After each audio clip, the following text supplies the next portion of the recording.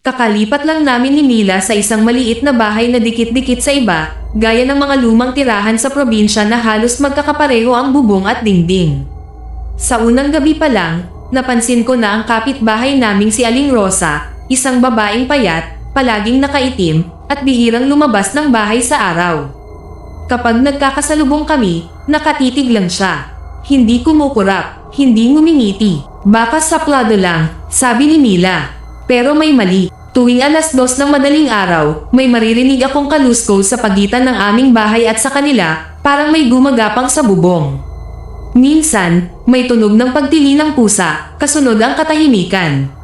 Sa umaga, may makikita akong patak ng dugo sa semento, parang sinadya pero pilit na pinunasan. Isang gabi, nagising ako sa bulong. Hindi ko maintindihan ang salita, pero pamilyar ang boses. Boses ni Mila. Paglingon ko, mahimbing siyang natutulog sa tabi ko.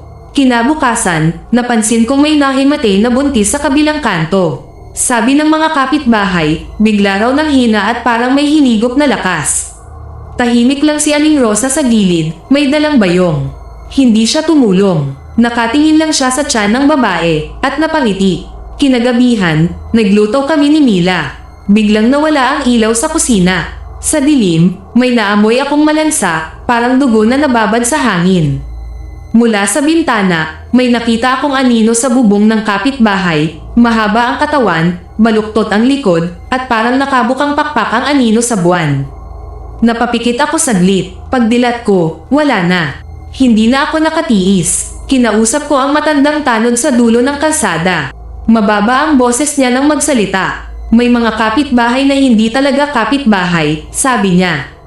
May mga nakikitira para manghuli. Banilinan niya akong magbantay sa hating gabi at huwag magpapapasok ng kahit sino kapag may kumatok sa 10 oras. Pag-uwi ko, nakita kong bukas ang pinto namin. Sa loob, tahimik, masyadong tahimik. Nandito ka, tawag ko kay Mila. Mula sa itaas, may sumagot. Oo, boses niya, pero mali ang tono. Parang may hinahabol na hininga. Paakyat ako ng hagdan, nanginginig ang kamay. Sa tuktok, nakita ko si Mila, nakatalikod, nakaupo sa sahig. Anong ginagawa mo? Tanong ko. Dahan-dahan siyang humarap. Hindi iyon si Mila. Ang mga mata, itim na itim. Ang bibig, sobrang lapad, umaabot hanggang pisngi. At mula sa likod niya, may mahabang dila na gumagalaw, tila may sariling buhay. Salamat, sabi niya. Pinapasok mo ako. Sa kisap mata, narinig ko ang malakas na kalabog sa bubong at ang sigaw ng tunay kong asawa mula sa silid sa ibaba. Tumakbo ako pababa. Nandoon si Mila, duguan ang balikat, nanginginig, buhay pa. Lumipat kami kinabukasan. Iniwan namin ang bahay at ang barangay.